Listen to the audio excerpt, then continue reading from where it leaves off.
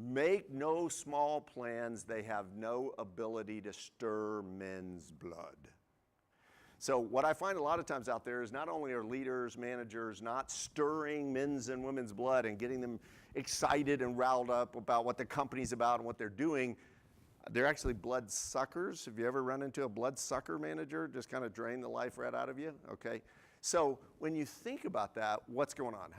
So it starts to me with a dull, uninspired atmosphere. So let me give you a couple of company culture killers. Henry Ford had a no jocularity policy at work because for Henry Ford, work was serious business. This is the serious stuff. Contrast that with Southwest Airlines, who says people rarely succeed at something unless they're having a great time doing it. Which do you think is more accurate? Dull, uninspired atmosphere. Poison or low performers.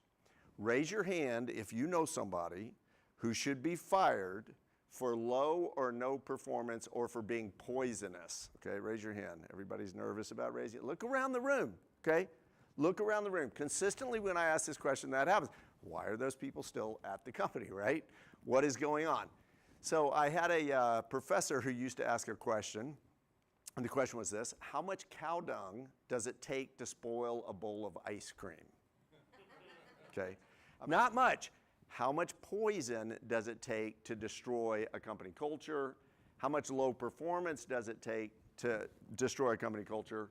Not much. Raise your hand if you have ever waited at a bar for 20 minutes or longer to get a drink. Okay? 30 minutes or longer to get a drink. Okay. Take a look around. All the people with their hands up. Those are the alcoholics in the room.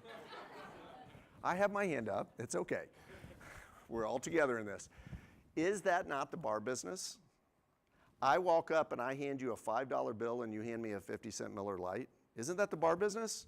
I walk up and I hand you a $10 bill and you hand me a 50-cent glass of wine or a mixed drink or a $20 bill. Boy, that's the bar business. Raise your hand if you have ever left something on the shelf in a store because the line was just too freaking long to check out. Anybody ever done that? Okay, we've all done it. In fact, that's not just the bar business, that's every business. I hate friction. And I see friction all the time. So I'll tell you who is the king at eliminating friction. It starts with an A.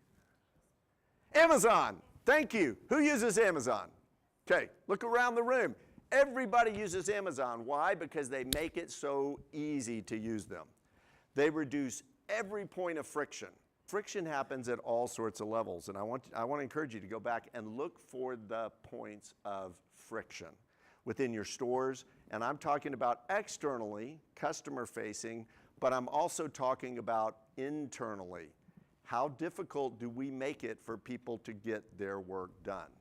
That little piece of equipment that's not that big a deal to you that it's out because you're not using it all the time is a really big deal to the person who's using it. Or that little annoyance or nuisance or little thing that people have to work around all of the time, how much is that just draining the life right out of people?